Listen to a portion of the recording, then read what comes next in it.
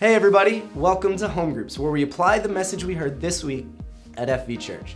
This week I spoke on the 4 steps of giving.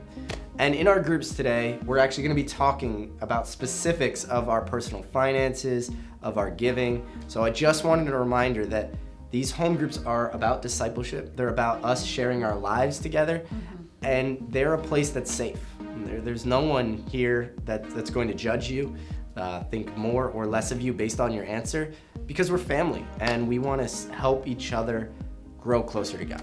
And one of the 4 ways that we grow spiritually, one of the 4 things that we really focus on in home groups is stewardship. How do we handle the things that God has entrusted us with, which is our finances, it's our belongings, the things that God has given us, really the blessings in our lives. How do we go about handling those, stewarding them, blessing other people with them?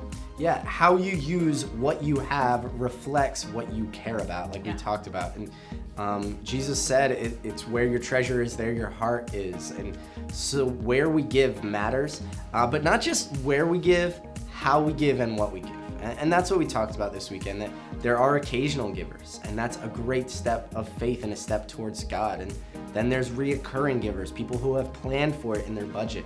And then there's tithers who honor God with their 10% and have committed to it. They won't move.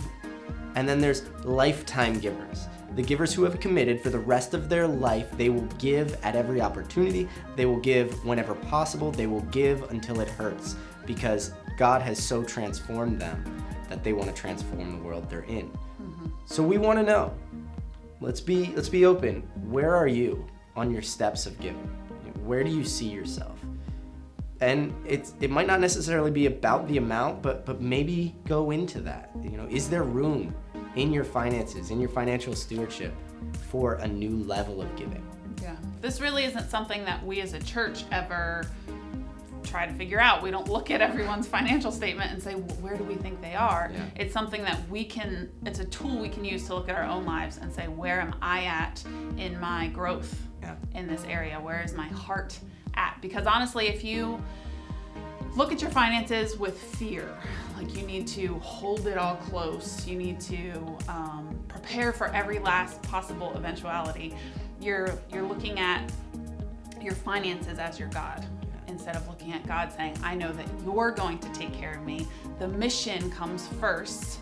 Everything else comes after that, because I know that you have my best at heart. Yeah, it's all about that heart and that faith and that trust in your provider rather than your provisions. Right. And that's so big. And I want to end on a really powerful quote from one of my favorite philosophers, Michael Scott.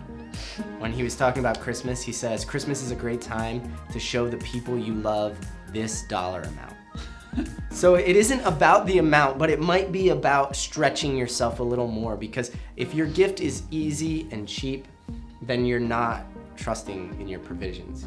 You're not trusting in your provider. Right. You're trusting in your provisions. So in your groups today, let's have an honest, candid, open conversation about generosity, about giving to God or charities or good causes, and figure out where we can grow in our faith. Yeah. Have a great discussion, guys. We'll see you next week. Done.